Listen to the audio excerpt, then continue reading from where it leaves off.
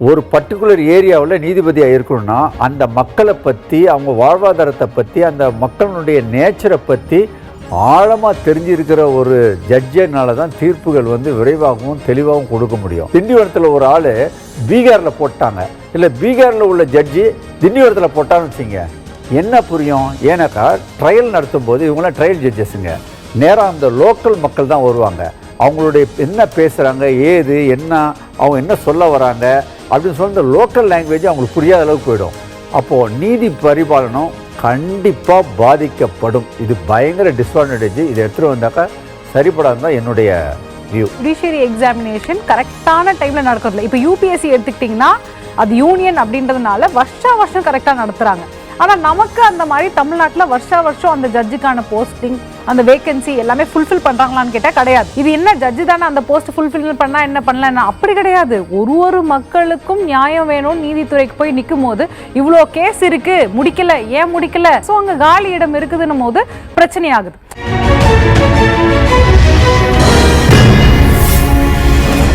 வணக்கம், நீங்க பார்த்து கொண்டிருப்பது புதிய யுகத்தில் சட்டம் ஒரு வகுப்பறை. நான் யாழினி திருமுகம். இன்றைய நிகழ்ச்சியில் எதை பற்றி பார்க்க போறோம்னா, all India judicial service exam பற்றி தான் பார்க்க போறோம். அப்படின்னா என்ன, அதோட எலிஜிபிலிட்டி என்ன அப்படின்றத பற்றிலாம் தெளிவாக எடுத்துரைக்கிறதுக்காக நம்ம கூட 2 சட்ட வல்லுநர்கள் இருக்காங்க. முதலாவதாக அதிகாரமிக்க அனுபவமிக்க கலைச்செல்வன் சார், உயர்நீதிமன்றம் மற்றும் உச்சநீதிமன்றத்தில் 38 ஆண்டுகளாக சட்டப்பணி அனுபவம் பெற்றவர். குறிப்பாக போலீஸ் துறையை சார்ந்த பணி வழக்குகள் மற்றும் பொதுநல வழக்குகளில் சிறப்பு நிபுணராக பணியாற்றி வருகிறார். மேலும் நீதித்துறையை விரும்பும் இளம் தலைமுறைக்கு வழிகாட்டியாக இருந்து லா எக்ஸ்பர்ட்ஸ் MB என்ற அகாடமிக் மூலம் சிவில் ஜட்ஜ் தேர்வுக்கான பயிற்சி வகுப்புகள் நடத்தி வருவதோடு சட்டத்தை சிறப்பு பாடமாக எடுத்துக்கொள்ளும் IAS and IPSக்கு கோச்சிங் வழங்கி கொண்டிருக்கிறார். வணக்கம் சார். அடுத்தபடியாக நம்ம கூட மாலதி மேம் இருக்காங்க. Ma'am has more than 10 years of experience and she is a founding CEO of Law Experts MB Academic and she is also taking coaching classes for UPSC and Judicial Service. வணக்கம் ma'am. Sir, என்னுடைய முதல் கேள்வி என்ன அப்படின்னா, all India judicial சர்வீஸ்னால் என்ன sir? அதாவதுங்க, all India judicial சர்வீஸ்னால் இப்போது தமிழ்நாடுக்குன்னு தனியாக ஒரு TNPSCன்னு சொல்லிட்டு தேர்வாணையம் இருக்குது. யூனியன் பப்ளிக் சர்வீஸ் கமிஷன் சொல்லிட்டு ஆல் இண்டியா லெவலில் IAS IPSக்கு தனியாக இருக்குது. அதுபோல் இந்த ஜுடிஷியரி லெவலில் ஜட்ஜஸ் இருக்காங்க இல்லையா, பொதுவாக அவங்க டார்கெட் பண்ணுறது என்னன்னாக்கா அடிஷ்னல் டிஸ்ட்ரிக்ட் ஜட்ஜி, டிஸ்ட்ரிக்ட் லெவலில், இல்லை டிஜே, அடிஷ்னல் டிஜே, டிஸ்ட்ரிக்ட் லெவலில் ஜட்ஜஸுங்களுக்கெல்லாம் ஒருமுகப்படுத்தக்கூடியது, ஒரே அம்பர்லா கீழே வரணும், ஒரே எக்ஸாம் வரணும். UPSC இருக்கு இல்லையா, அதேமாதிரி தேர்வாணையம் ஒரே ஒரு தேர்வாணையமாக வச்சு அது கீழே இவங்கள தேர்வு பண்ணி வரணுன்றது நினைக்கிறாங்க. அதுதான் all India civil judges examination சொல்லிட்டு அர்த்தம். Okay sir. மேம், இதோடைய அட்வான்டேஜஸ் என்ன மேம்? ஒரே இடத்துல நடத்த முடியுமா? மெயின் அட்வான்டேஜ் என்னென்னா, ஒரு ஸ்டேட்டில் அந்த ஜுடிஷியரிக்கான எக்ஸாமினேஷன் பார்த்திங்கன்னா ஒரு டைமில் நடக்கும். அப்படி நம்ம ஊர் கதையை நம்ம எடுத்துக்கிட்டோம் அப்படின்னு பார்த்திங்கன்னா, நம்ம ஜுடிஷியரி எக்ஸாமினேஷன் கரெக்டான டைமில் நடக்கிறதில்ல. இப்போ UPSC எடுத்துக்கிட்டிங்கன்னா அது யூனியன் அப்படின்றதுனால வருஷம் கரெக்டாக நடத்துகிறாங்க. ஆனால் நமக்கு அந்த மாதிரி தமிழ்நாட்டில் வருஷம் அந்த ஜட்ஜுக்கான போஸ்டிங், அந்த வேகன்சி எல்லாமே ஃபுல்ஃபில் பண்ணுறாங்களான்னு கேட்டால் கிடையாது. இது என்ன ஜட்ஜு தானே அந்த போஸ்ட் ஃபுல்ஃபில் பண்ணால் என்ன பண்ணலாம், அப்படி கிடையாது. ஒரு மக்களுக்கும் நியாயம் வேணும். நீதித்துறைக்கு போய் நிற்கும் போது இவ்வளோ கேஸ் இருக்குது, முடிக்கல, ஏன் முடிக்கல, ஃபுல் வேகன்சி அங்கே ஃபுல்லாகவே இல்லை, கரெக்டுங்களா? ஸோ அங்கே காலி இடம் இருக்குதுன்னும் போது பிரச்சனையாகுது. ஸோ இந்த மாதிரி ஒரு ஸ்டேட்லேயும் ஆகக்கூடாது. இது ஒரே ஒரு அம்ப்ரலா கீழே, ஒரே ஒரு UPSC மாதிரி நம்ம கொண்டு வந்துட்டா எல்லா வருஷமுமே நடக்குமே, ஒரு ஸ்டாண்டர்டாக இருக்குமே அப்படின்றதுக்காக தான் மெயினாக கொண்டு வராங்க. Okay ma'am. சார், அட்வான்டேஜ் இருந்தால் கம்பல்சரி டிஸ்அட்வான்டேஜ் இருக்கும். டிஸ்அட்வான்டேஜ் என்னன்னு சொல்லிடுங்க சார். இது டிஸ்அட்வான்டேஜ்னு சொல்லும் போது என்னன்னாக்கா, நிறைய இது பாதிப்பு, இந்த சிஸ்டத்தை கொண்டு வந்தாக்கா, காமன் சிஸ்டத்தை கொண்டு வந்தால் நிறைய பாதிப்புகள் உண்டு. எதுக்காக சொல்கிறேன் அப்படின்னா, இப்போ டிஸ்ட்ரிக்ட் ஜட்ஜி லெவல்னு வச்சிங்களேன், அவர் ஒரு மாநிலத்தை சேர்ந்தவராக இருப்பார், ஒரு பர்டிகுலராக ஒரு மாவட்டத்தை சேர்ந்தவராக இருப்பார். அந்த காலனிக்கலாக மக்களினுடைய பண்புகள் என்ன, அந்த ஒரு பர்டிகுலர் சொல்கிற பாருங்களேன்.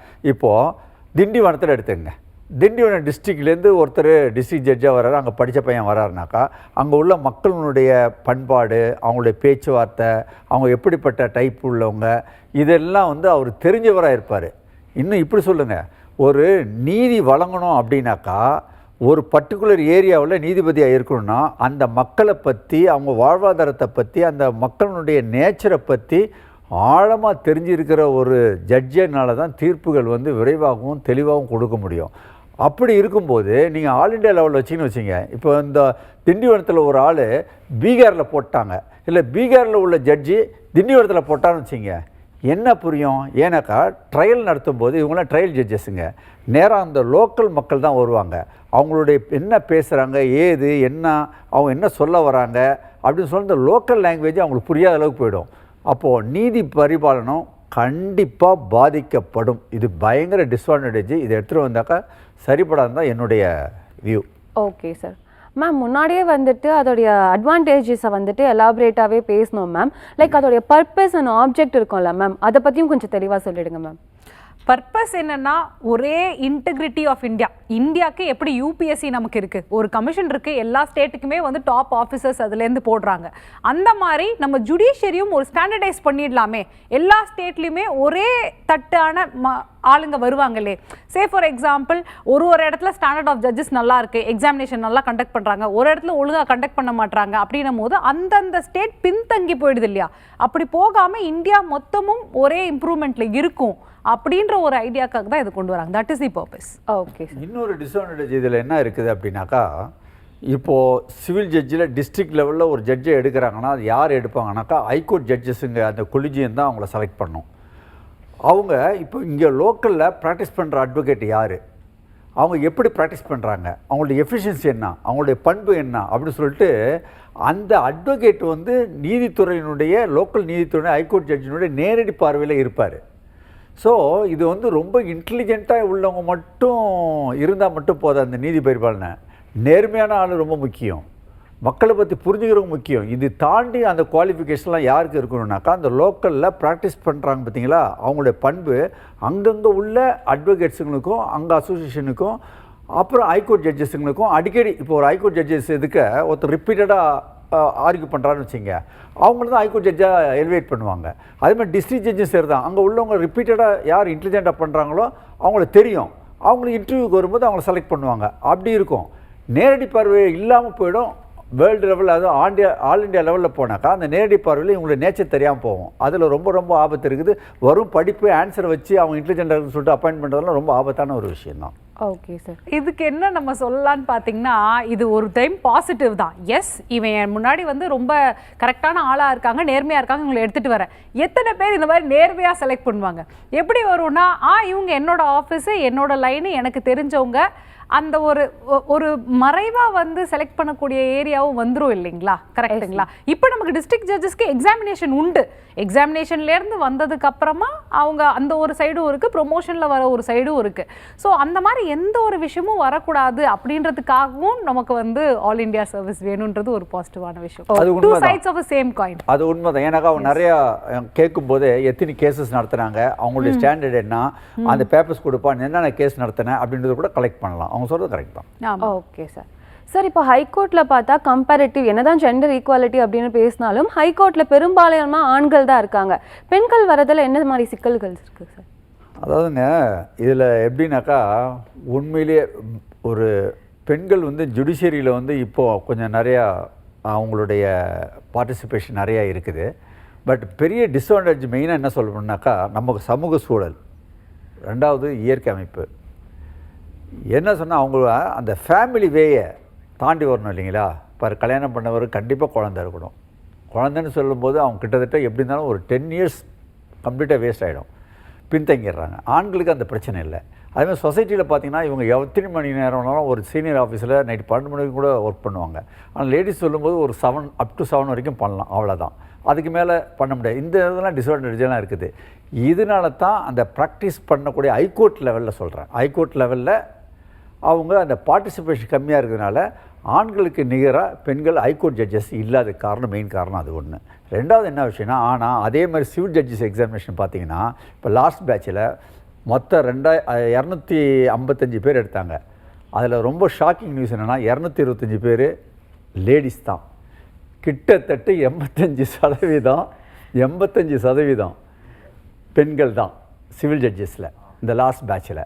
அப்போது அவங்க திறமையானவங்களாக இருக்காங்க, இயற்கை சூழலும் சமூக சூழலும் அவங்க ஹைகோர்ட் லெவலில் பார்ட்டிசிபேஷனுக்கு கொஞ்சம் தடையாக இருக்குது. நான் அடித்து சொல்கிறேன், அடுத்த ஒரு 5 வருஷம் 6 வருஷம் 7 வருஷம் கழித்து எல்லா பசங்களும் அவங்க அம்மா கிட்ட தான் இன்டர்ன் பண்ணுவாங்க. அவங்களோட அதாவது விமன் அட்வொகேட்ஸ் அதிகமாகிடுவாங்க. இன்றைக்குமே நீங்கள் இந்த ஷோவில் பாருங்களேன், எப்பயுமே பார்த்தீங்கன்னா ஒரு லேடி அட்வொகேட் இங்கே வந்துருவாங்க. கரெக்டுங்களா? இருக்கோம் இல்லையா? வந்துடுவோம், அப்படியே ஸ்லோவாக வந்துடுவோம். இப்போ நம்ம காலேஜில் எடுத்துக்கோங்க, நான் படிக்கும்போது என் கிளாஸில் வந்து 20 பசங்க தான். 120 பேர் இல்லை, மெரிட்டில் வந்ததில் 20 பசங்க 100 பொண்ணுங்க. ஓகேங்களா? அப்படியே நாங்கள் எங்கள் செட்டு வரும்போது பொண்ணுங்க அதிகமாக ப்ராக்டிஸ்க்கு நாங்கள் போக தான் செஞ்சோம். ஸோ அப்படியே ஓவர் டர்ன் ஆகிட்டு இருக்கு. கரெக்டுங்களா? எங்கள் அப்பா வழிகாட்டுதல பொண்ணு வந்தோம். ஸோ அப்படி இருக்கும்போது எங்கள் ஜென்ரேஷன் வரும்போது அடுத்த ஹைகோர்ட்லாம் பார்க்கும்போது we will be there, right there. Civil judges சொன்னாங்க இல்லையா, மெஜாரிட்டி விமன் தான் சொல்லிட்டு. So society support, family support இருக்கிறதுனால will be right there. Okay ma'am, ரொம்பவே தெளிவாக சொன்னீங்க. நம்ம தொடர்ந்து பேசுறதுக்கு முன்னாடி ஒரு காலர் நினைச்சிருக்காங்க, உங்ககிட்ட பேசிடலாம். வணக்கம். ஹலோ, வணக்கம். வணக்கம் சார், எங்கேருந்து பேசுறீங்க? உங்கள் பெயர்? வேலூர் மாவட்டம். ஓகே சார், உங்களுடைய சந்தேகத்தை நீங்க நேரடியா அட்வொகேட் கிட்ட கேட்கலாம். சொல்லுங்க சார். சார் உங்க பேர் என்ன சார்? சார் என் பேர் வந்து சாந்தமணி சார். ஓகே, சொல்லுங்க சார். சார் இப்போ எங்க ஊர்ல வந்து ஒருத்தர் வந்து ஒருத்தரை கொலை பண்ணிட்டான் ஒரு பையன். சரி. அது வந்து பொறுப்பாயிடுச்சு, போலீஸ் பண்ணாங்க, அரெஸ்ட் பண்ணாங்க, ஜெயிலு எடுத்து தள்ளிட்டாங்க. சரி. ஆச்சு. அதில் வந்து இது வந்து கோர்ட் வந்து அந்த தீர்வு இது வந்து வேலூர் போகுது கோர்ட்டில். சரி. பிரின்சிபல் கோர்ட்டுக்கு போகுது. சரி. அங்க ஒரு ஜட்ஜி என்ன பண்ணாரு, பணம் வாங்கின்னு விடுதலை பண்ணிட்டார். அவனை கொலைக்கு சம்மந்தம் இல்லை, போலீஸ் சரியா விசாரிக்க விடுதலையே பண்ணிட்டார். இந்த மாதிரி இந்த ஒருத்தனை மட்டும் பண்ணல, ஏகப்பட்ட கொலைகாரம் விடுதலை பண்ணிட்டாரு அவரு. பணம் வாங்கிட்டு பண்ணிட்டாரு. அந்த ஜட்ஜி வந்து மேல வந்து நிறைய கம்ப்ளைண்ட் போட்டு சென்னை ஹைகோர்ட் தனியா ஒரு டீமே ஃபார்ம் பண்ணி விஜிலன்ஸ் டீம் போட்டிருக்கோம். விசாரிச்சு அவர் பேர் நிறைய ஏகப்பட்ட கோடிக்கணக்கான ரூபாய் சொத்து இருக்குன்னு சொல்லிட்டு அவங்க மனைவி இருக்குன்னு சொல்லிட்டு அதெல்லாம் ப்ரூஃபாகி தமிழ்நாடு கவர்மெண்ட் வந்து அது வந்து நீக்கிட்டாங்க. சரி, நீக்கிட்டாங்க. ரைட், ஓகே, டிஸ்மிஸ் பண்ணிட்டாங்க. ஒரு சாதாரண அரசு ஊழியரும் மாநில கண்ட்ரோல் தான் வராரு, ஒரு ஜட்ஜும் மாநில கண்ட்ரோல் தான் வராரு.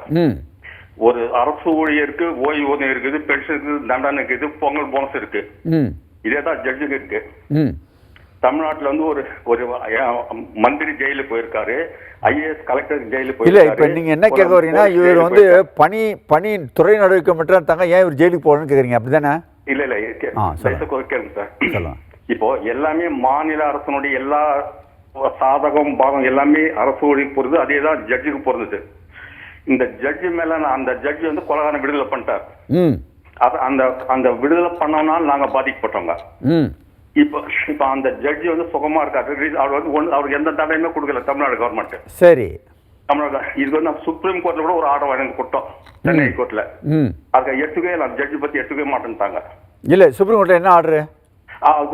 இவங்க மனுதார் சொல்ற கோரிக்கை எடுங்கன்னு நடவடிக்கை எடுங்கன்றாங்க. சரி, எடுத்தாங்க இல்லையா?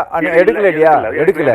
எடுக்கலன்னா சுப்ரீம் கோர்ட்ல கண்டெம்ட் போடணும், தனியா பண்ணிருக்கோம், அது வேற விஷயம். நான் போய் ஜட்ஜி போய் என்ன பண்ண முடியும்? போலீஸ் ஜட்ஜி கூட இல்ல இங்க கேளுங்க, நல்லா கேட்டுங்க.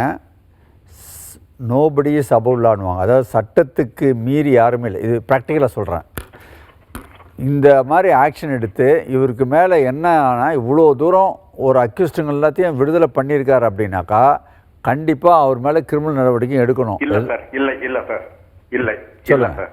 உங்களுக்கு எது பேப்பர் வந்தது, டிவியில் வந்து எல்லாமே வந்தது, அவர் பேர் எந்த நடவடிக்கை இல்லை. அவர் வந்து என்ன அந்த பதவி வந்து நீக்கிட்டாங்க, அவ்வளோதான். இல்லை ஐயா, நான் இருங்க, டைம் இல்லை, நான் சொல்கிறத கேட்டுங்க, ஷார்ட்டாக கேட்டுங்க. நீங்கள் சொல்கிறத நான் புரிஞ்சுக்கிட்டேன், நான் சொல்கிறத நீங்கள் உள்வாங்கணும். என்னென்னா, அவர் மேலே துறை நடவடிக்கை எடுத்திருக்காங்க, டிபார்ட்மெண்ட்லேருந்து அவர் போஸ்ட்டை எடுத்துட்டாங்க, அவ்வளோதான். அவர் ஜாலியாக வெளியே இருக்கார், அவர் ஏன் உள்ளுக்கு போகல, மற்ற ஆளுங்க மாதிரி ஏன் உள்ளுக்கு போகலன்றது கேள்வி. என்ன வச்சுருக்கீங்கன்னா, கிரிமினல் ஆக்ஷன் எடுக்கலன்னு தான். கிரிமினல் ஆக்ஷன் கண்டிப்பாக எடுக்கணும். நீங்கள் இது சம்மந்தம் வந்து சுப்ரீம் கோர்ட்டுக்கு போய்ட்டு ஒரு ஆர்டர் வச்சுருக்கேன்னு சொன்னீங்க, பட் என்ன டைரக்ஷன் எனக்கு தெரியல. அதை இம்ப்ளிமெண்ட் பண்ணலன்னா கோர்ட்டு கண்டெம்ட் போகலாம், இது ஒன்று.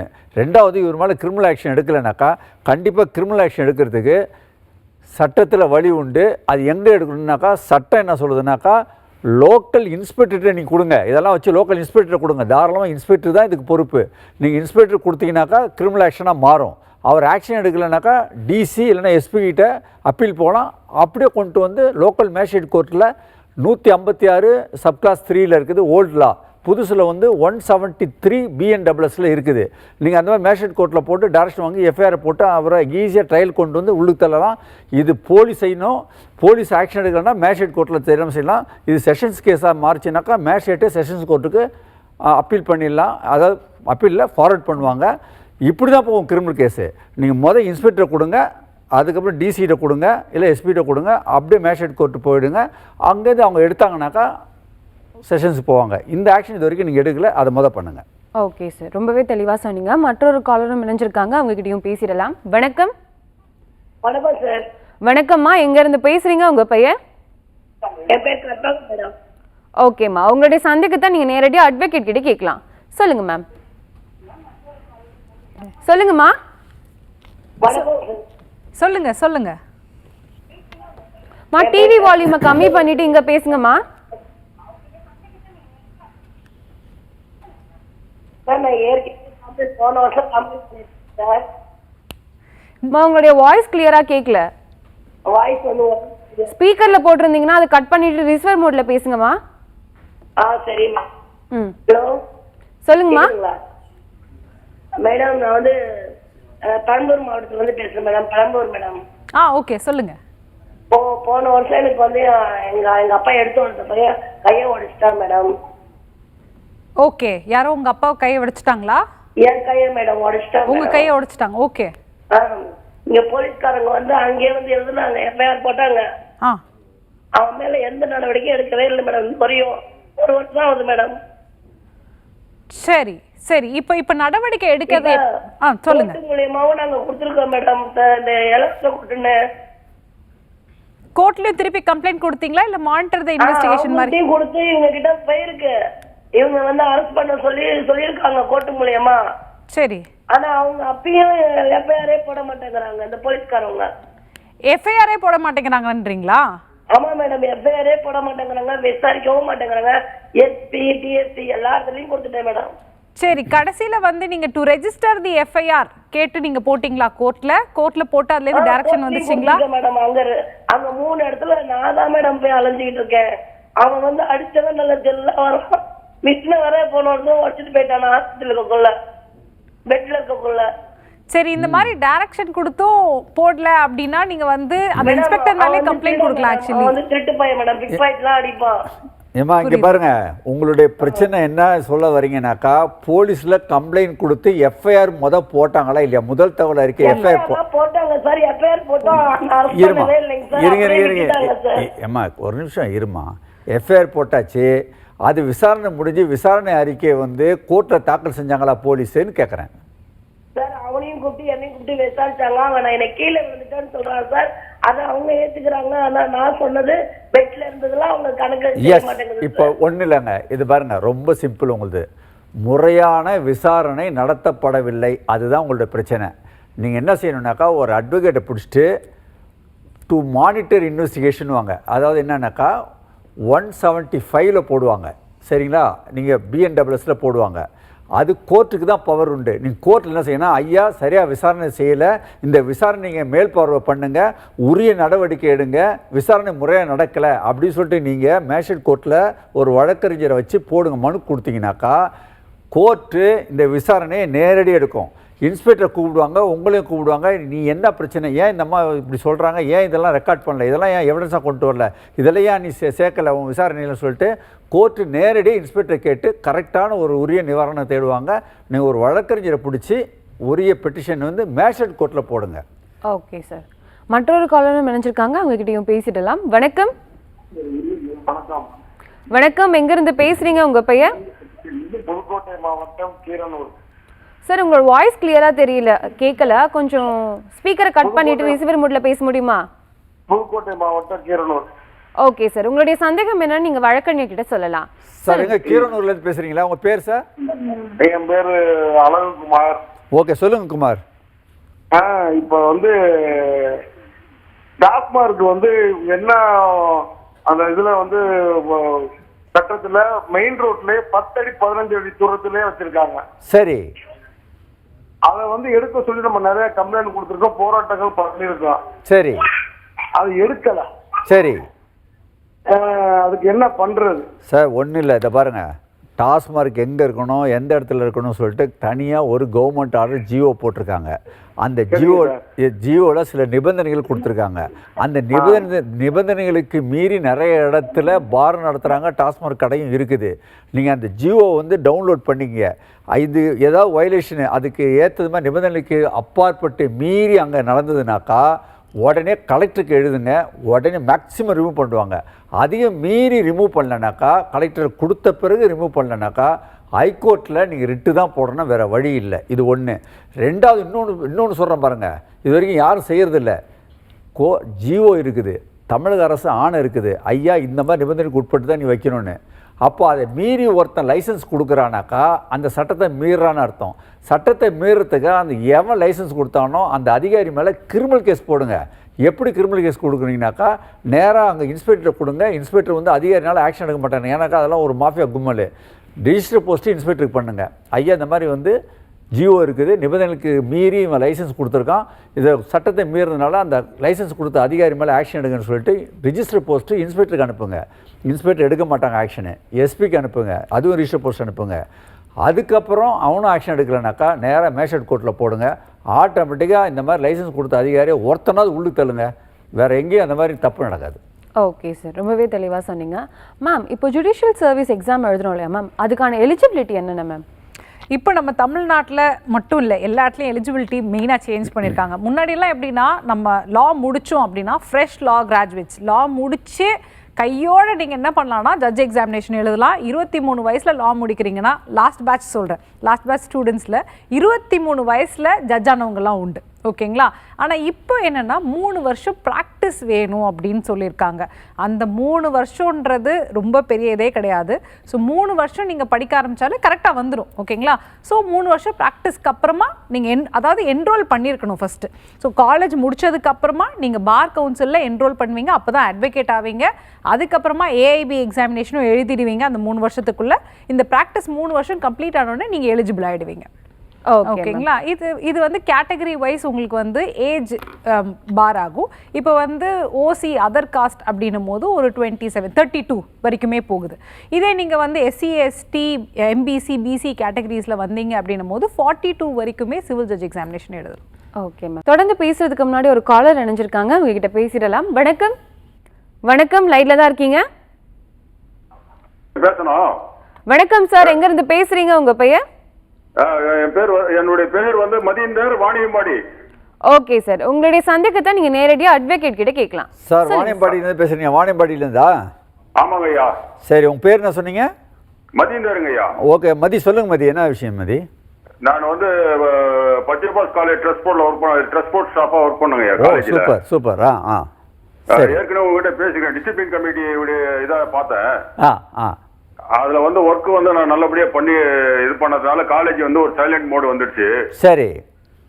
இது வந்து பிடிக்கல மக்களுக்கு, அங்க இருக்கிறவங்களுக்கு.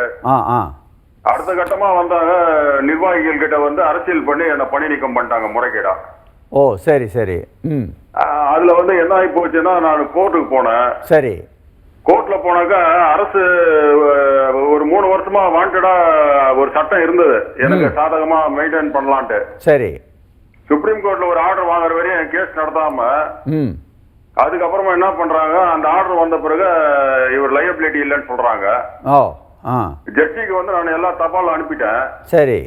என்ன காரணம், ட்ரஸ்ட் போர்டு வந்து ஏஜென்ட் ஓட்டி எல்லாமே ஹைகோர்ட்டோட கண்ட்ரோல்ல இருக்கு. ஆமா ஆமா.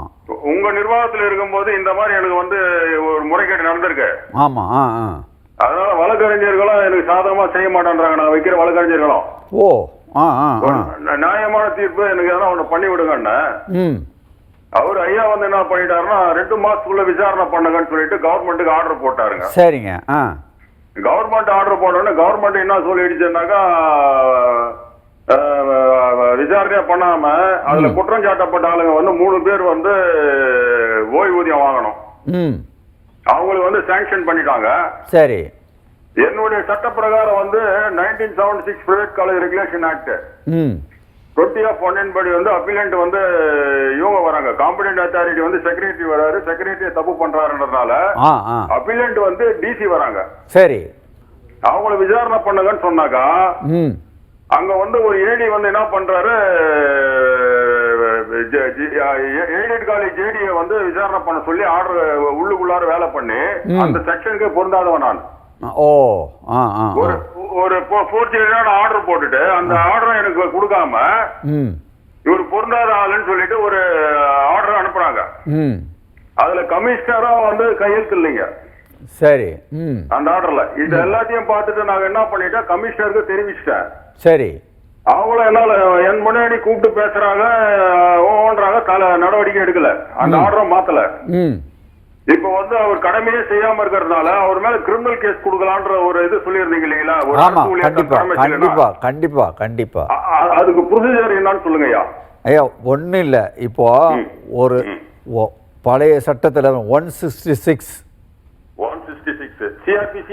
இல்லை நல்லா கேட்டுங்க, 166 கேபிட்டல் ஏ ஐபிசின்னு வச்சுங்களேன்.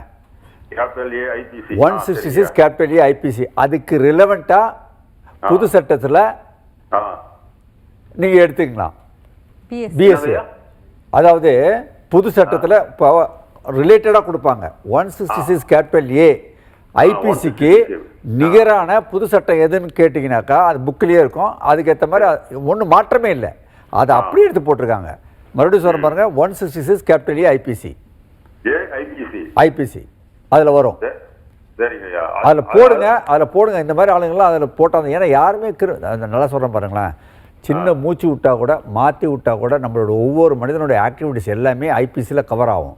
நம்ம ஒரு சின்ன சின்ன விஷயத்துக்கெல்லாம் சில இந்த மாதிரி உள்ள அதிகாரிங்களை நீங்கள் அவங்க துறை நடவடிக்கை அது இதுன்னு போகிறத விட கிரிமினலாக எடுத்தால் தான் பயப்படுவான். ஏன்னா கிரிமினல் ஆக்ஷன் எடுத்தால் தான் ஜெயிலுன்னு ஒன்று இருக்கும், அவன் வெளியே வருவான், அப்போ தான் ஒரு பயம் இருக்கும். சின்ன சின்ன விஷயமா இருக்குது, இது கிரிமினல் ஆக்ஷன் வராத மாதிரி எல்லாமே ஐபிசியில் கவர் ஆகும். இதை பொறுத்த வரைக்கும் 166 கேபிட்டல் ஏ வருங்க.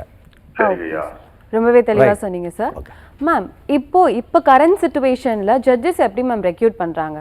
ஜட்ஜஸ் நம்ம டிஃப்ரெண்ட் ஸ்டேஜஸில் பார்க்கலாம். ஓகேங்களா? இப்போ வந்து நம்ம ரூட் லெவல் ஜுடிஷியரி அப்படின்னு எடுத்துக்கிட்டோம்னா ஜேஎம் கோர்ட்டு, அதே மாதிரி டிஸ்ட்ரிக்ட் முனிசிப் கோர்ட், அதெல்லாம் எடுத்துக்கிட்டோம்னா எக்ஸாமினேஷன் வச்சு தான் நடத்துகிறாங்க.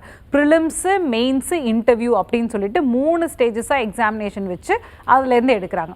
அதுக்கப்புறம் பார்த்தீங்கன்னா உங்களுக்கு டிஸ்ட்ரிக்ட் லெவல் ஜுடிஷியரி இருக்கும். இந்த டிஸ்ட்ரிக்ட் லெவல் ஜுடிஷியரி ப்ரொமோஷன்லேயும் போவாங்க. அவங்களோட மெரிட் கம் பேசிஸ் எப்படி இவங்க தீர்ப்பு கொடுக்குறாங்க அப்படின்றதெல்லாம் பார்த்து ப்ரொமோஷனில் ஏஜ்லேயும் போவாங்க.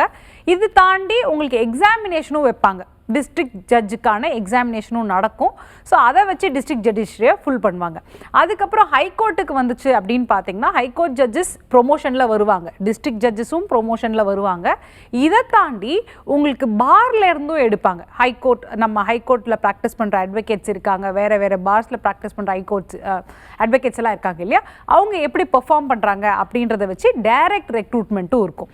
ஸோ இந்த ஹைகோர்ட்லேருந்து நல்லா பெர்ஃபார்ம் பண்ணுறவங்க சீனியாரிட்டி எல்லா பேசிஸையும் வச்சு அவங்க சிஜே ஆவாங்க. அந்த சிஜே ஆனாங்க அப்படின்னா, அந்த பர்டிகுலர் ஹைகோர்ட்டுக்கு சிஜே ஆனாங்க அப்படின்னா they will go to the elevation to the supreme court. அப்படி சுப்ரீம் கோர்ட்டுக்கு போவாங்க. ஸோ பேசிக்காக சொல்ல போனால் டிஸ்ட்ரிக்ட் ஜட்ஜில் ஒரு போர்ஷன் உங்களுக்கு எக்ஸாமினேஷன், கிராஸ் ரூட் லெவல் எல்லாமே வந்து எக்ஸாமினேஷன். ஆனால் ஹைகோர்ட்டு அண்ட் சுப்ரீம் கோர்ட்டுன்னு வரும்போது கொலீஜியம் சிஸ்டம் அப்படின்னு சொல்லி சீனியர் மோஸ்ட் ஜட்ஜஸ்ட்டு ஒரு அசோசியேஷன் மாதிரி இருப்பாங்க, அதுக்கு பேர் தான் கொலீஜியம். அந்த கொலீஜியம் செலக்ட் பண்ணி அதுக்கப்புறமா ஐபி ரிப்போர்ட் அவங்களோட வாழ்க்கையெல்லாம் எப்படி இருக்குன்னு பார்த்துட்டு நியாயமான இருக்காங்களா அப்படின்னு பார்த்துட்டு அதுக்கப்புறமா பிரசிடென்ட் பை ஆர்டர் அப்பாயிண்ட் பண்ணுறாங்க. ஓகே, அது கரெக்டு. அதில் நீங்கள் வந்து எக்ஸாம் மூலயமா வர்றது வந்து 2 விதமான, சிவில் ஜட்ஜி, டிஸ்ட்ரிக்ட் ஜட்ஜி எக்ஸாம் வச்சு தான் எடுப்பாங்க. ஓகே. இன்னொன்று ஹைகோர்ட் சொன்னது மாதிரி அவங்க சொன்னது மாதிரி வந்து டபுள் ஹைப்ரிட்டு, அதாவது ப்ரொமோஷனும் எடுப்பாங்க, பார்லேருந்து எடுப்பாங்க. அதே மாதிரி சுப்ரீம் கோர்ட்லேயும் சரி தான், பார்லேருந்து டைரெக்டாக எடுப்பாங்க. ஆமாம், நம்ம பார்லேருந்து வெரி ஃபேமஸான அட்வொகேட்ஸும் சுப்ரீம் கோர்ட்டில் டைரெக்டாக பார்லேருந்து போடுவாங்க. ஆனால் அது ரொம்ப ரேர், அதனால அது விட்டா சொல்லி பட் தேர் இஸ் தேர் பார்லேருந்து டைரெக்டாக எலிவேட் ஆனவங்க நிறைய பேர். தொடர்ந்து பேசுறதுக்கு முன்னாடி காலர் நினைச்சிருக்காங்க, அவங்க கிட்ட பேசிடலாம். வணக்கம். வணக்கங்க, நான் கவிதா பேசுறேங்க. ஓகேம்மா, உங்களுடைய சந்தேகத்தை நீங்க நேரடியாக அட்வொகேட் கிட்ட கேட்கலாம். சொல்லுங்க சார். ஏமா கவிதாம்மா சொல்லுங்கம்மா. சார், நாங்க வந்து எங்க பையனுக்கு வந்து சிவகாசியில பிள்ளை பார்த்தங்க. எங்க சொந்தத்துல பொண்ணு இல்ல, அங்க போனாங்க. சரிங்க. புரோக்கர் தான் கூட்டிட்டு போனாருங்க. சரி. அவர் வந்து அந்த பொண்ணை கான்டாக்ட் பண்றதுக்கு 2-3 பேருங்க, புரோக்கர் 5 பேருங்க. சரிங்க. அது நம்பி தான் போனங்க. அவங்க எல்லாமே அம்மா தான் ஒரே பொண்ணு தான், கஷ்டப்படுற குடும்பம், எது தப்பு இருக்காதுன்னு சொல்லி பேசி கட்டி வச்சாங்க. சரி. ஆனா அந்த பொண்ணுக்கு வந்து ஏற்கனவே கல்யாணம் ஆயிருக்குது, குடும்ப கட்டுப்பாடு பண்ணிடுச்சுங்க. அதுக்கப்புறம் 1 மாசத்துக்கு அப்புறம் தான் தெரியுங்க. சரிங்க. ஏமாத்திட்டாங்க. இங்க வந்து கரூர்ல கேஸ் கொடுத்ததுக்கு பழனியில தாலி கட்டுச்சுங்க. அங்க அந்த கேஸ் அந்த ஊருக்கு போங்க அப்படின்னு சொன்னாங்க. புரோக்கரோட ஊருக்கு போய் ஸ்டேஷன்ல கொடுங்க அப்படி இப்படின்னு 2-3 ஸ்டேஷனுக்கு எங்க ஊர் ஸ்டேஷன்ல புகார் கொடுக்க சொன்னாங்க. சரி. அதனால இப்படியே சுத்தி விடுறாங்க. அப்புறம் கரூர்லயே மகளிர் இதுல எப்பயாவது பொண்ணை வர வைங்க, இப்பயே பேசி வர வைங்கன்னு சொன்னதுக்கு அவங்க நாங்க பொண்ணை வர வச்சோம், எப்படியா ஒண்ணு வாழறோம் வா அப்படின்னு சொல்லி எங்க பையன் பேசி வர வச்சான். வந்ததுக்கு அப்புறம் அங்க நீங்க வந்து ஏமாந்துட்டீங்க, அதுக்கு அந்த பொண்ணுக்கு வந்து 2 குழந்தை இருக்கு, அதையெல்லாம் ஒண்ணும் பண்ண முடியாது சரி அப்படின்ட்டாங்க. புரோக்கர் வந்து நாங்க செஞ்ச வேலைக்கு நீங்க கூலி கொடுத்துருக்கீங்க, அதெல்லாம் திருப்பி தர முடியாது, 2 லட்சம் லாஸ் ஆச்சுங்க எங்களுக்கு, அதுக்கு வட்டி கட்டிட்டு இருக்கிறோம், பையனுக்கும் 2ஆம் தரமா, இனிமே பொண்ணு யாரும் தரமாட்டாங்க, எப்படிங்க இப்போ இந்த பாருங்க, நல்லா சொல்றேன் கேளுங்க. சட்டத்தில் உள்ள வழியை நான் சொல்லிடுறேன். சரிங்க. இது கிரிமினல் குற்றம், பக்கா கிரிமினல் குற்றம். நீங்கள் என்னன்னா, நீங்கள் இப்போ ஏன் போலீஸ் வந்து அங்கே போங்கன்னு அலைவிக்குது பாருங்கள். சட்டத்தில் இப்போ புது சட்டத்தில் தெளிவாக இருக்குது. நீங்கள் எங்கே வேணாலும் கம்ப்ளைண்ட் கொடுக்கலாம் அப்படின்றது மாதிரி வந்துருச்சு சட்டம். ஆனால் போலீஸுங்க அப்படித்தான் அலைய வைப்பாங்க. அதுக்கு என்ன செய்யணும்னா, நீங்கள் நடந்த விவரத்தை ஃபுல்லாக எழுதி, புரோக்கருக்கு தெரியாமல் நடந்திருக்காது, புரோக்கரும் சேர்ந்து தான் உங்களை ஏமாற்றிருக்கான், புரோக்கரை விட்டுடாதீங்க, அவனும் சேர்ந்தா ஏமாத்தினான்னு சொல்லிட்டு பக்காவாக ஒரு ரைட்டிங்கில் எழுதி, அழகாக ஒரு வக்கீலை வச்சு எழுதி, ஆன்லைன் கம்ப்ளைண்ட் வாங்க. என்னென்னா வலைதளத்தில் நீங்கள் பதிவு செய்யணும். 2வது ரிஜிஸ்டர் போஸ்ட் பண்ணணும். அக்னாலஜ்மெண்ட் வந்த உடனே யாருக்கு சொல்லணும்? இன்ஸ்பெக்டருக்கு, ஆளுமன் பொலிட்டிஷியன் தாராளம் கொடுக்கலாம், இல்லை இன்ஸ்பெக்டர் லோக்கலுக்கும் கொடுக்கலாம். கொடுத்த பிறகு நீங்கள் யார்கிட்ட வேணாலும் கொடுக்கலான்னு அதை வாங்கி ரிசீவ் பண்ணிவிட்டு போலீஸ் என்ன செய்யணும் சட்டப்படினா, அவங்க விசாரிக்கணும். விசாரித்து அவங்க விசாரிக்கலாம், இல்லை வேறு யாராவது விசாரிக்கிறது சட்டப்படி மாற்றணுன்னாக்கா அவங்களே மாற்றி விடணுன்றது தான் சட்டம், இப்போ உள்ள சட்டம். நான் சொல்கிறேன், தெளிவாக சொல்கிறேன் பாருங்கள். ரைட்டிங்கில் கிளியராக வலைதளத்தில் பதிவு செய்யுங்க. இன்னொன்று ரிஜிஸ்டர் போஸ்ட் பண்ணுங்கள், இன்ஸ்பெக்டருக்கு பண்ணுங்கள். ஆனால் ஆக்ஷன் எடுக்க மாட்டாங்க. அக்னாலஜ்மெண்ட் வந்தோடனே அப்புறம் எஸ்பிக்கு ஆக்ஷன் எடுக்கலை இன்ஸ்பெக்டரு அப்படின்னு சொல்லிட்டு எஸ்பிக்கு ஒரு மனு எழுதுங்க. அதுக்கும் அக்னாலஜ்மெண்ட் வந்த பிறகு லோக்கல் மேஜிஸ்ட்ரேட் கோர்ட்டில் போய் மனு போடுங்க. அப்போ தான் இது சரியாக வரும். கிரிமினல் ஆக்ஷன் நீங்கள் எடுத்தாகணும். இது நம்பர் 1. நம்பர் 2, இதில் நீங்கள் எவ்வளோ செலவாச்சோ அந்த செலவு வந்து நீங்கள் சிவில் கோர்ட்டில் போய் கிளைம் பண்ணலாம். கோர்ட்டு சட்டத்தில் வழியும் உண்டு. உங்களால் வந்து நடத்த முடியாத கேஸு கஷ்டப்படுறீங்களா அப்படின்னாக்கா இலவச சட்ட உதவி மையம் இருக்குது. அது எங்கன்னாக்கா ஒவ்வொரு கோர்ட்லேயுமே இலவச சட்ட உதவி மையம் இருக்குது. நீங்கள் அங்கே போய் விசாரித்தாலே சொல்லுவாங்க, உங்களுக்கு ஹெல்ப் பண்ணுவாங்க. ஓகே, ரொம்பவே தெளிவாக சொன்னீங்க sir. Sir, when the justice is delayed is denied அப்படின்னு சொல்லுவாங்க. பெரும்பாலான மக்கள் கோர்ட்டுக்கு வரதுக்கு பயப்படுறதுக்கான முக்கிய காரணமே இட்ஸ் a long process அப்படின்றதுனால தான். இப்போ இந்த எக்ஸாம் மூலியமா டிலேஸ் எல்லாமே ரெடியூஸ் ஆக வாய்ப்பு இருக்கா சார்? அதாவது நீங்கள் என்ன கேட்குறீங்கன்னாக்கா, all India civil judge examination வந்ததுன்னா இப்போ டிலே ஆகிற கேஸ் எல்லாம் வந்து குயிக்காக விரைவாக வந்து தீர்ப்பு வந்துடுமான்னு கேட்குறீங்க. அது கொண்டு வர நோக்கமே இதுவும் ஒன்றாவது எய்ம் தான். இதுவும் அந்த மாதிரி குயிக்காக ஜட்ஜ்மெண்ட்டு கொடுக்கணும், அந்த ஸ்டாண்டர்டை ஏற்படுத்தணும், அதை நோக்கி பயணம் செய்கிறதுக்கு தான் அந்த all India civil judge exam ஒன்று வைக்கிறாங்க. ஆனால் டிலே வந்து மெயின் காரணம் நீங்கள் நல்லா புரிஞ்சுக்கணும். ஒரு விஷயம் சொல்லுவாங்க, காலத்தாழ்த்தப்பட்ட நீதி, காலம் தாழ்ந்து கொடுக்கப்பட நீதி வந்து மறுக்கப்பட்ட நீதியாக கருதப்பட வேண்டும். ஏங்க இன்றைக்கி கொடுக்கல, அரும்பசிக்கு உதவா அண்ணா, இன்றைக்கி பசி எடுக்குது, இப்போ எனக்கு சோறு கிடைக்கலனாக்கா அந்த சோறு அப்புறம் கிடச்சி என்னங்க பிரயோஜனம்? அதுபோல் தான் நீதியும் உடனுக்குடனே கொடுக்கணும். ஆனால் இங்கே கொடுக்கறதில்ல.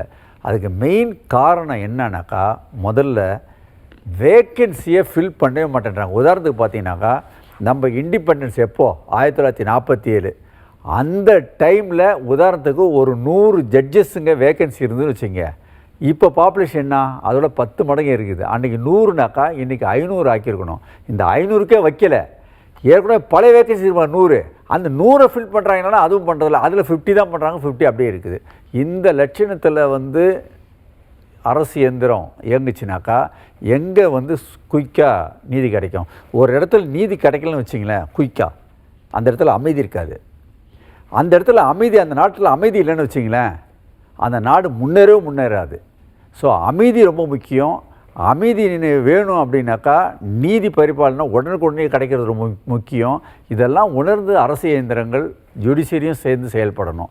இல்லாட்டினா மக்கள் இப்போ உள்ள சூழ்நிலையில் ரொம்ப ரொம்ப கஷ்டம். இது கவர்மெண்ட்டும் ஜுடிஷியரும் அக்கறை எடுக்குதானா கூட எனக்கு தெரியல. சுப்ரீம் கோர்ட் சொல்லியும் கூட வருஷம் நடத்தணும் சிவில் ஜட்ஜின்னு சொல்லிட்டு சொல்லியும் கூட நடத்த மாட்டேன்றாங்க. நான் ஒரு ஆர்டிஐயில் கேட்டேன், அது கவர்மெண்ட் டிஎன்பிசிலேருந்து வருது, ஐயா அமெண்ட்மெண்ட்டு கவர்மெண்ட்லேருந்து வெயிட் பண்ணுறோம். எங்கள் கவர்மெண்ட் ஒரு வருஷமாக வெயிட் பண்ணுவோம், அமெண்ட்மெண்ட்டு மிஞ்சி பண்ண நாங்கள் ஒரு வாரத்தில் பண்ணிடலாம், அதுக்காக ஒரு வருஷமா இப்போ தான் கேஸ் போடலான்னு சொல்லிட்டு பிள்ளைக்கெல்லாம் நாங்கள் ரெடி பண்ணுறோம். ஏதோ மக்களினுடைய நிலைமை மோசம்தான். Okay sir. மேம், இப்போ வந்து அடித்தட்ட மக்கள் இருக்காங்க இல்லையா, லைக் புவர் பீப்புள்ஸ், அவங்கெல்லாம் கூட எக்ஸாம் எழுத முடியுமா? கண்டிப்பாக எழுத முடியும். அவங்க ஏஜ் க்ரைட்டீரியா நீங்கள் படிச்சிருக்கணும், 3 வருஷம் ப்ராக்டிஸ் பண்ணியிருக்கணுன்றாங்க, கண்டிப்பாக எழுத முடியும்.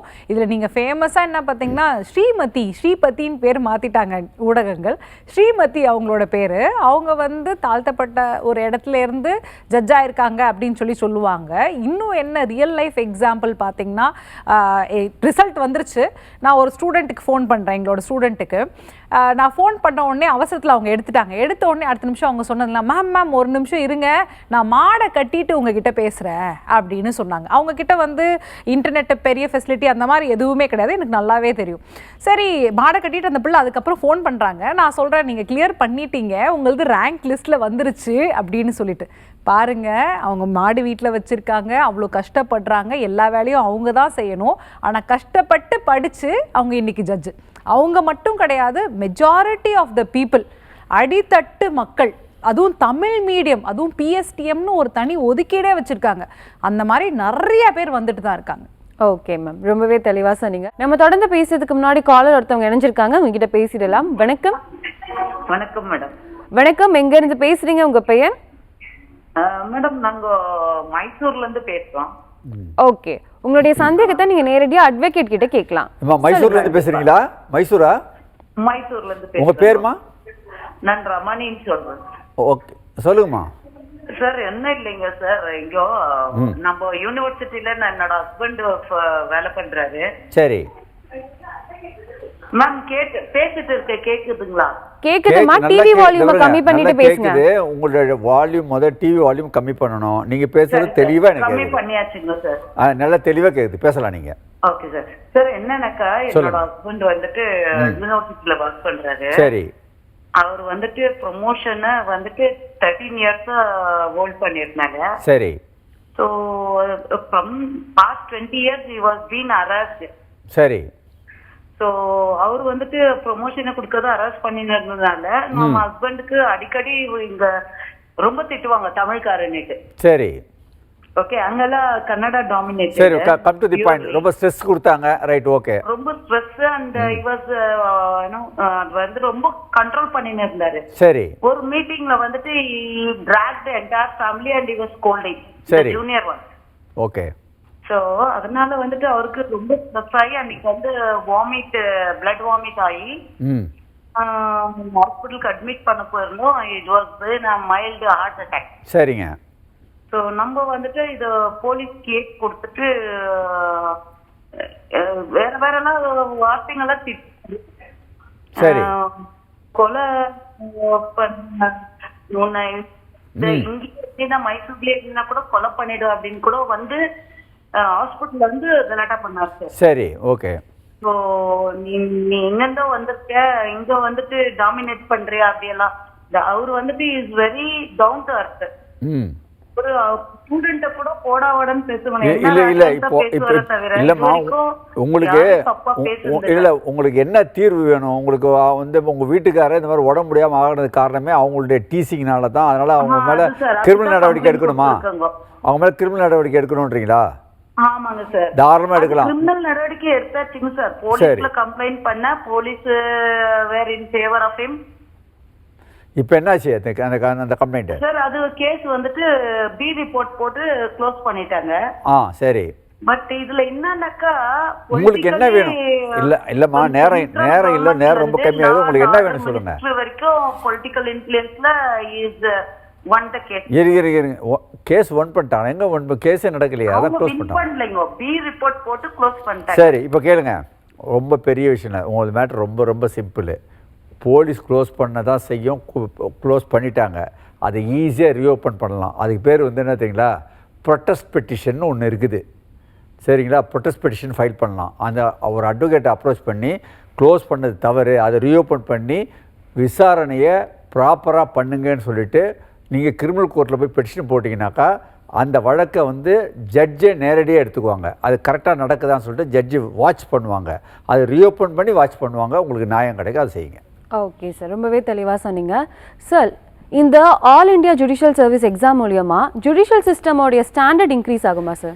இந்த பாருங்க, ஸ்டாண்டர்டு வந்து நீங்கள் வந்து யார் எக்ஸாம் நடத்துகிறாங்க, இன்றைக்கி இப்போ நடத்துகிற சிஸ்டத்தில் வந்து டிஎன்பிசி நடத்துது. இது ஆல் இண்டியா லெவலில் பார்த்தீங்கன்னாக்கா வரும் வந்து நடத்துகிறவங்க மாறிட்டால் ஸ்டாண்டர்டு மாறிட்டோன்னு அர்த்தம் இல்லை. நான் நிறைய இது பாருங்கள், நான் நிறைய பேருக்கு கோச்சிங் பண்ணுறோம். என்னுடைய அனுபவத்தை சொல்கிறேன் பாருங்கள். பொதுவாக வந்து பிஎல் படிச்சுட்டு வராங்க இன்ஸ்டியூஷன்னாக்கா அவங்க வெளியே வந்த உடனே ப்ராக்டிஸ் பண்ணக்கூடிய எலிஜிபிலிட்டி இல்லாமல் ரொம்ப பயத்தோடு தான் வராங்க. யாருக்குமே சரியாக தெரியறதில்லை. நாங்கள் என்ன செய்கிறோம் அப்படி கோச்சிங் இல்லைனாக்கா, எங்ககிட்ட வந்தாங்கனாக்கா ஸ்டூடெண்ட் கூட வராங்க, ஃபைனல் இயர் ஸ்டூடெண்ட் கூட வராங்க. அவங்கக்கிட்ட கரெக்டாக கிளைண்ட்டை கையில் கொடுத்துருவேன். இப்போ என்ன சொல்கிறாங்கன்னு கேளு, நோட்ஸ் எடுத்துக்கன்னு சொல்லிட்டு கிளைண்ட்டை டேரெக்டாக பண்ணி விட்ருவேன். நோட்ஸ் எடுத்துகிட்டு நீயே ட்ராட் பண்ணுவான்னு சொல்லுவேன், அதை நான் கரெக்ட் பண்ணுவேன். அதன் பிறகு நீயே ஃபைல் பண்ணி நம்பர் பண்ணணுவேன். என்ன சொல்ல வரேன்னாக்கா, ஒரு வழக்கை கையில் கொடுத்து ஒரு கிளைண்ட்டை கையில் கொடுத்து அது மூலயமா சட்டத்தை கற்றுக் கொடுத்தா தான் இது ஸ்டாண்டர்ட் வரும். இப்படி தான் நாங்கள் ப்ராக்டிஸ் பண்ணுறோம். கரெக்டாக ஒரு 6 மாதம் நல்ல லெவலுக்கு வந்துடுறாங்க. ஆனால் இன்ஸ்டியூஷனில் வரும் புக்கை மட்டும் தான் கம்மி. நான் என்ன சொல்ல வரேன்னா, ஸ்டாண்டர்ட் பண்ணோம்னாக்கா நல்லா கேட்டுங்க, இப்போ வேர்ல்டு லெவலில் போயிடுச்சு லா. வெளியிலேருந்து உள்ள கார்பரேட்லாம் உள்ளுக்கு வந்து வாதாடுற அளவுக்கு வந்துருச்சு. அந்தளவுக்கு நம்ம ஆளுங்களை ஸ்டாண்டர்ட் பண்ணியிருக்காங்கன்னா பண்ணவே இல்லை. அது எங்கே தப்புனாக்கா இன்ஸ்டியூஷன் தப்பு. கம்ப்ளீட் சிலபஸ்லாம் ரீவேம்ப் பண்ணணும். நம்ம எதிர்காலத்தை இன்னும் 10 வருஷம் கழிச்சு என்ன வருமோ அந்த ஸ்டாண்டர்டு இன்ஸ்டியூஷனில் இப்பயே ஆரம்பிக்கணும். இப்போ பாருங்கள், அட்வொகேட்லாம் தமிழ்நாட்டில் 1 மாதமாக ஸ்ட்ரைக் நடத்துகிறோம். என்ன தெரியுமா, ஃபைலிங் வேணான்னு. என்ன அர்த்தம், நிறைய அட்வொகேட் 90% வந்து இந்த நியூ சிஸ்டத்து உள்ளுக்கு இன்டெக்ட் ஆகல, வலைதளத்தில் இன்டெக்ட் ஆகல, எக்ஸ்பீரியன்ஸ் இல்லைன்னு தான் இது காமிக்குது. நாங்கள் என்ன சொல்லணுன்னாக்கா, ஃபைலிங் வேணும் அப்படின்னு சொல்லிட்டு போராடுறதை விட்டுவிட்டு வேணான்னு போராடுறோன்னா எங்களுடைய ஸ்டாண்டர்ட் நீங்கள் பார்த்துங்க. ஸோ இது இன்ஸ்டியூஷன்லேருந்து ஆரம்பிக்கணுங்க. ஓகே சார், ரொம்பவே தெளிவாக சொன்னீங்க. கண்டிப்பாக அப்படி ஒரு மாற்றம் வரும் அப்படின்ற நம்புவோம் சார். மேம், இப்போ வந்துட்டு ஆல் இண்டியா ஜுடிஷியல் சர்வீஸ் எக்ஸாமை வந்துட்டு யூபிஎஸ்சி எக்ஸாமோட கம்பேர் பண்ண முடியுமா? கண்டிப்பாக கம்பேர் பண்ண முடியும். யூபிஎஸ்சி ஸ்டாண்டர்ட் அதிகம் அப்படின்றது எல்லாமே சொல்லுவாங்க, கரெக்டுங்களா? இப்போ நம்ம டிஎன்பிசி ஸ்டாண்டர்ட் அப்படின்னு பார்த்தோம்னா யூபிஎஸ்சியை விட கொஞ்சம் எளிமையாக இருக்கும். நிறைய ஃபேக்ட்ஸ் வந்து நம்ம மக்கப் பண்ணக்கூடியதாக இருக்கும். ஆனால் யூபிஎஸ்சின்னும் போது அதில் வந்து இன்னும் கொஞ்சம் ப்ராசஸ் பண்ணுற நாலேஜ் அப்படின்ற மாதிரி இருக்கும் அப்படின்னு சொல்லுவோம், ஓகேங்களா? ஸோ இப்போ இருக்க சிவில் ஜட்ஜ் எக்ஸாமினேஷனையும் யூபிஎஸ்சியும் நீங்கள் ரெண்டுத்தையும் கம்பேர் பண்ணிங்கன்னா நம்ம தமிழ்நாட்டில் இருக்க சிவில் ஜட்ஜ் எக்ஸாமினேஷன் ரொம்ப ரொம்ப சிம்பிள். மற்ற ஸ்டேட்டை கம்பேர் பண்ணுறதோட சிம்பிள் தான். UPSC is hard. ஒரு நாளைக்கு 3 hour 4 hour படித்தா போதும் இதுக்கு. ஆனால் யூபிஎஸ்சிக்கு 12 மணி நேரத்துக்கு மேலேயுமே படிப்பாங்க, ஓகேங்களா? ஸோ இப்போ இந்த all India judicial service examination கொண்டு வந்தால் கண்டிப்பாக அது இன்னும் கொஞ்சம் டஃப்பாக தான் இருக்கும். டஃப்பாக இருக்கவங்க அதை கிளியர் பண்ணும்போது இன்னும் ஸ்டாண்டர்டாக இருக்கவங்க வரத்துக்கு நிறைய வாய்ப்புகள் உண்டு. ஓகே மேம், ரொம்பவே தெளிவாக சொன்னீங்க. நம்ம கூட காலர் ஒருத்தவங்க இருக்காங்க, அவங்க கிட்ட பேசிடலாம். வணக்கம். ஐயா, அம்மா வணக்கம். வணக்கம்மா, எங்க இருந்து பேசுறீங்க? உங்க பெயர்? என் பேர் பக்கத்துல கப்புடி ஊரு. ஓகேம்மா. ஸ்பீக்கர்ல போட்டு பேசுறீங்களா? ஸ்பீக்கர்ல போட்டு பேசுற மாதிரி இருந்தா அதை கட் பண்ணிட்டு ரிசீவர் மோட்ல பேசுங்கம்மா. அது பண்ணிட்டீங்கம்மா. ஓகேம்மா. உங்களுடைய சந்தேகத்துக்கு வழக்கறிஞர் பதில் சொல்லுவாங்க. சொல்லுங்க சார். சொல்லுங்கம்மா, எந்த ஊர்ல இருந்து பேசுறீங்க? அம்மா, ஐயா கக்குடியில இருந்து பேசுறீங்க. சொல்லுங்க, பேருமா? பேரு பரமேஸ்வரி. சொல்லுங்க பரமேஸ்வரி அம்மா, சொல்லுங்க. 67 வயசு ஆயிருச்சுங்க ஐயா. சரி சரி. நான் எனக்கு இப்ப 20-25 வருஷமா பயங்கர தூத்துறது என்ன சொல்லுவாங்க, அது பயங்கரமான என்னைய அசிங்கப்படுத்துறாங்க, அசிங்கப்படுத்துறாங்க. ஆமாங்கய்யா, இத தாங்கிக்கிற முடியாம டாக்டர்கிட்ட போய் பார்த்தேன். டாக்டர், உங்களுக்கு இதயத்துல கோளாறு, பயங்கரமா கவலைப்படுறீங்க. 100க்கு 100 ஐயா சொன்னது ரைட்டுங்கய்யா. கவலைப்பட்டு வீட்டுக்குள்ள கடந்து செத்து நானும் எங்க வீட்டுக்காரர் அங்க போய் இப்ப ஒண்ணுமே செய்ய முடியாம எனக்கு வருதுங்கய்யா. எனக்கு அப்படி வருது. இன்னைக்கு பேசுறாளுங்க, ஐயா இன்னைக்கும் பேசுறாங்க. அவங்க ஒரு தவறு பண்ணியிருந்தாலும் என்னை அக்னியிலே எரிச்சிருக்காங்க, ஓட்டு கூட என்னை எரிக்கலாம். அப்படி இருக்கு பொறாமையில என்னை அப்படி அவதூறு தூத்துறாங்க, அவதூறு தூக்குறத பொறுக்கவே முடியல. ஒன்றும் பிரச்சனை இல்லைம்மா, இங்கே கேளுங்க. இல்லை ஒன்றும் அவசரப்படி நீங்கள் வந்து அழுவதை விட்டுட்டு சட்டப்படி ஆக்ஷன் எடுக்கிறதுக்கு என்ன வழின்னு நான் சொல்கிறேன். இதுக்கு பேர் இங்கிலீஷில் சொல்லணும்னாக்கா அலையவெல்லாம் முடியல சார், வீட்டுல விட்டு போக முடியல, நடக்க முடியல, மாத்திரை சாப்பிட்டு இருக்கேன். இல்லை ஒன்றும் பிரச்சனை இல்லைம்மா, நான் சொல்கிறத கேளுங்க. இதில் வந்து இலவச சட்ட உதவி, உங்களுக்கு இலவச சட்ட உதவி மையம், பெண்களுக்கு ஒரு பிரச்சனைனா இலவசமாக செய்கிறதுக்கு ஹைகோர்ட்டே ஒரு அமைப்பு வச்சுருக்குது. அந்த அமைப்பினுடைய சேர்மனே தலைமை நீதிபதி, ஹைகோர்ட் தலைமை நீதிபதி. நீங்கள் என்ன செய்யணும், இந்த கதையெல்லாம் ஃபுல்லாக கம்ப்ளீட்டாக உங்களுக்கு நடந்த அநியாயம்லாம் எழுதி தலைமை நீதிபதிக்கு ஒன்று அனுப்புங்க. இலவச சட்ட உதவி மையக்கு உட்கார்ந்த இடத்துலேருந்தே அனுப்புங்க. உங்களை வீடு தேடி வந்து சர்வீஸ் செய்வாங்க. இது உண்மையிலே கிரிமினல் கேஸு. இது என்னன்னாக்கா பெண்களை அவமானப்படுத்துதல். இது ரொம்ப சீரியஸாக கேஸ் எடுப்பாங்க. கண்டிப்பாக சம்மந்தப்பட்டவங்களை அரெஸ்ட் பண்ணுவாங்க. நீங்கள் எழுத வேண்டியது நேர தலைமை நீதிபதிக்கும் இலவச சட்ட உதவி மையனுடைய செக்ரட்டரிக்கும் எழுதுங்க, எல்லாமே நடக்கும். ஓகே சார், ரொம்பவே தெளிவாக சொன்னீங்க. மேம், இந்த எக்ஸாம் வர்றது மூலியமா ஹைகோர்ட்டோடைய பவர் ஏதாச்சும் அஃபெக்ட் ஆகுமா மேம்? ஹைகோர்ட்டுடைய பவர் அஃபெக்ட்னு டைரெக்டாக நம்ம சொல்ல முடியாது. இப்போ பார்த்தீங்கன்னா இப்போது ஸ்டேட் ஜுடிஷியல் சர்வீஸ் மாதிரி தான் நமக்கு நடந்துட்டு இருக்கு, கரெக்டுங்களா? அதுக்கு ஹைகோர்ட் ஒரு ஹை பவர் கமிட்டி போடணும். அந்த கமிட்டி வந்து நீங்கள் நடத்துங்கன்னு சொல்லும் போது டிஎன்பிசி ஒரு கருவியாக இருந்து இதை நடத்தி தந்துட்டு இருக்கோம். முன்னாடியெல்லாம் பார்த்தீங்கன்னா ஹைகோர்ட்டே தான் செஞ்சுட்டு இருந்துச்சு, அவங்க எல்லா வேலையும் செய்ய முடியாதுல்ல. அப்படின்றதுக்காக டிஎன்பிசி இதுக்காக தானே வச்சுருக்காங்க. அதுக்காக டிஎன்பிசி கிட்ட நாங்கள் சொல்லுவோம் நீங்கள் நடத்தி தாங்க அப்படின்ற மாதிரி இருந்துச்சு. இப்போ ஆல் இண்டியா ஜுடிஷியல் சர்வீஸ்ன்னு வரும்போது அதுவுமே ஒரு கருவி மாதிரி இவங்களுக்கு ஸ்டாண்டர்டாக நல்ல ஆளுங்களை எடுத்து கொடுப்பாங்க. என்ன, நம்ம தமிழ் ஆளுங்களும் இருக்கும்போது எல்லா ஊர்ல இருந்தும் ஆளுங்க வரதுக்கு நிறைய வாய்ப்பு உண்டு, அதையும் நம்ம சொல்லிடணும். கண்டிப்பாக வாய்ப்புகள் உண்டு. அப்படி வரும்போதும் அவங்க எதுக்கு கீழே இருப்பாங்கன்னா ஹைகோர்ட்டோட சபார்டினேஷன் கீழே தான் இருப்பாங்க. பட் ஒரு மிக்ஸ் அண்ட் மேட்ச் மாதிரி ஒரு கலவையாக இந்தியாவிலேருந்து எல்லா இடத்துலையும் வரும் மாதிரி வந்துடும், அந்த மாதிரி வந்துடும். ஸ்டேட் கவர்மெண்ட்டோடைய கன்சென்ட் தேவைப்படுமா மேம்? கொஞ்சம் ஷார்ட்டாக சொல்லிடுங்க. இப்போ இந்த டிஸ்ட்ரிக்ட் இதுக்கு வந்து ஸ்டேட் கவர்மெண்ட்டோட கன்சென்ட் எதுவுமே தேவைப்படாது. இப்பயுமே ஸ்டேட் கவர்மெண்ட்டோட கன்சென்ட் தேவை கிடையாது, சரிங்களா? ஸோ அதனால அப்படி கிடையாது. ஓகே மேம், தெளிவாக சொன்னீங்க மேம். என்னுடைய எபிசோட்ல ஆல் இந்தியா ஜுடிஷியல் சர்வீஸ்னா என்ன, அதோடைய ப்ரோஸ் அண்ட் கான்ஸ், அது வர மூலியமா என்னென்ன இம்பாக்ட் அப்படின்றத ரெண்டு பேருமே ரொம்பவே தெளிவாக சொன்னீங்க. மாலதி கலைச்செல்வன் மேமுக்கும் கலைச்செல்வன் சாருக்கும் சட்டம் ஒரு வகுப்பறை நிகழ்ச்சியின் சார்பாக மனமார்ந்த நன்றிகள். அனைவருக்கும் வணக்கம். சட்ட ரீதியாக உங்களுக்கு எந்த ஒரு சந்தேகம் இருந்தாலும் நீங்கள் தொலைபேசி மூலியமா அணுகலாம், இல்லை அப்படின்னா வாட்ஸ்அப் மூலியமா அணுகலாம். உங்களிடமிருந்து விடைபெறுவது யாழினி திருமுகம். நீங்கள் பார்த்து கொண்டிருப்பது சட்டம் ஒரு வகுப்பறை. நன்றி.